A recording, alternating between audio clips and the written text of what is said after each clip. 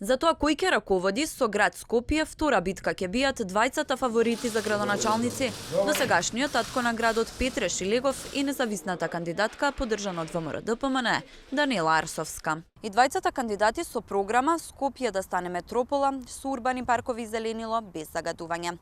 Програмите на двајцата кандидати ветуваат многу, а со нив ќе се решаваат и досегашните проблеми на скопјани. Онаму каде што се сретнуваат нивните решенија се во гасификацијата, односно да се намали загадувањето во главниот град. Арсовска тоа ќе го прави преку системи за снабдување со природен газ. Шилегов пак ќе ги враќа корисниците на централно грејење со ефтини тарифи и со субвенција на инвертер клими. Дополнително Арсовска ветува дека ќе обезбеди бесплатен јавен превоз за сите скопјани и ќе воведе 250 нови еколошки автобуси, додека пак Шилегов ќе обезбеди брз БРТ превоз, што ќе се движи по посебна траса, а за само 35 минути ќе се пристигнува од Ѓорче Петров до Ново Лисиче. И двајцата ветуваат дека ќе го решат сообраќајниот метеж преку изградба на нови булевари, а досегашните ќе ги прошируваат.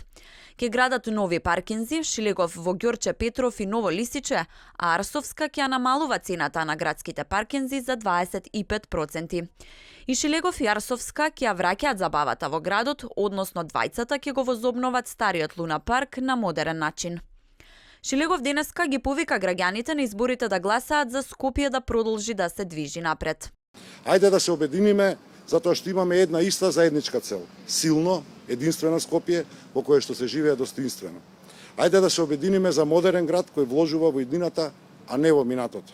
Да дадеме поддршка на Скопје кој ги поддржува младите да градат семејства тука и тоа силно вложува и кое силно вложува во здрава иднина, чист воздух, модерна инфраструктура.